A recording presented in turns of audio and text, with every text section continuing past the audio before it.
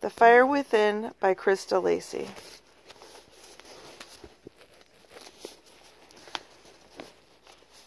We are continuing on page 290. The Spotting Game. David flinched and closed his eyes. "What's the matter?" asked Sophie, feeling him shudder. She removed a glove and pressed a hand against his brow. "You're warm. I think you're running a temperature." "Dragon pox makes you warm," said Lucy, "and grumpy. Doesn't it, Mom?" "I don't have dragon pox," David said gruffly, pushing away before Liz could get involved. "Are we going to the wishing fountain or not?" Sophie caught up with him and poked him in the ribs. "Hey, what's with the tantrum? You were the one who wanted to come out." "Sorry," he whispered close to her ear. "I just feel a little strange. I can't talk about it here." He shook his head as if banishing a cloud. "Let's go and see if Snigger is by the fountain." But Snigger wasn't by the fountain. They sat on the wall and waited for ages. Lucy made a wish. Sophie made another.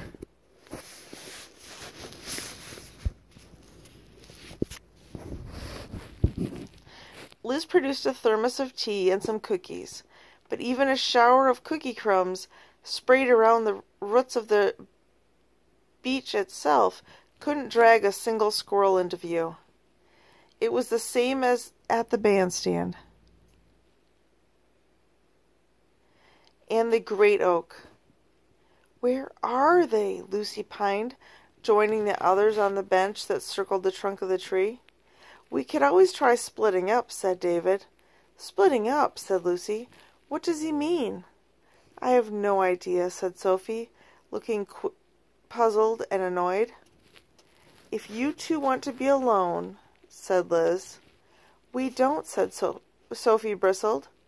"We came here together and we're staying together. I don't know what's gotten into David today. He's being very dull and boring and gloomy."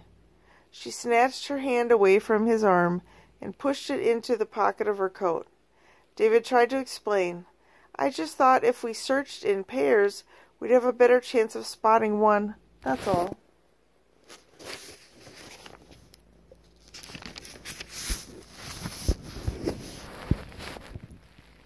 "But that's not playing the game," said Lucy.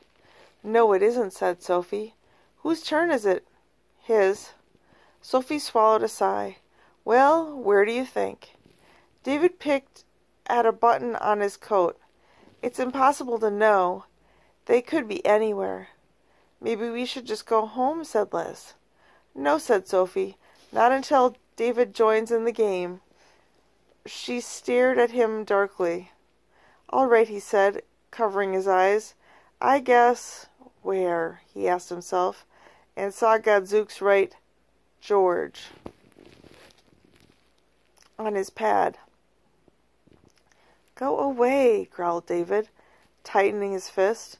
"Just leave me alone, okay?" Gadzooks dropped his pencil and slowly disappeared. Even so, it didn't stop David from saying, "The gardener's hut." "Yes," exclaimed Lucy, running around to stand in front of Sophie. "They go and steal the gardener's sandwiches sometimes."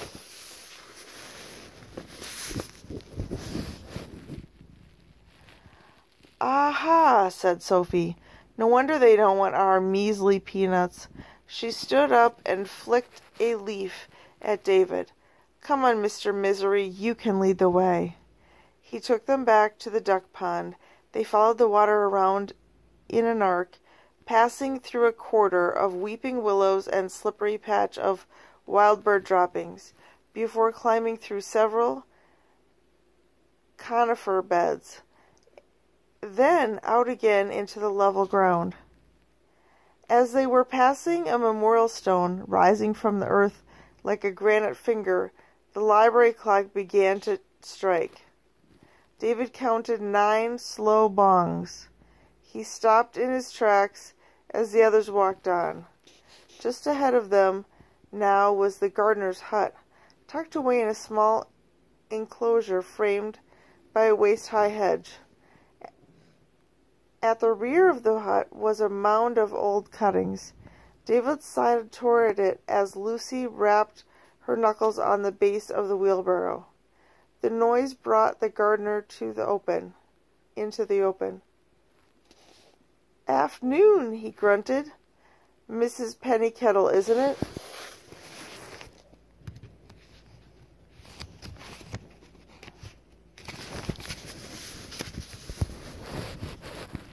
"Hello, George," said Liz, shaking hands.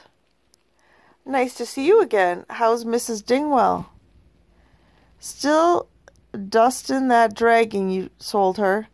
It's got pride o' place on the mantelpiece. I tell you, what can I do for you?" "This is my daughter Lucy," said Liz, guiding her forward by the shoulders, "and our friends Sophie and David, our tenant, who seems to have disappeared for the moment. We were hoping to see some squirrels, George, but there don't seem to be any around today." "Oh, they're around," George said frostily, "digging in my roses all yesterday. To tell you the truth, Mrs. Pennycettle, I've only seen the one this morning, over by the big horse chestnut tree." "We've been there," said Lucy. "We didn't see one," said Sophie. George ran a hand around his bristly chin. "Well, no, you wouldn't. The squirrel I saw ain't there any more." "How do you know?" asked Lucy. George gave a backward tilt of his head. "I dropped it yonder not 2 hours since. Over there, where the boy is looking around." Sophie shot a worried glance at David. He looked up from the side of the mound. His eyes were staring and his face was pale. Slowly he brought his hands into view. A still gray body was lying across them. It was Conker. The little squirrel was dead.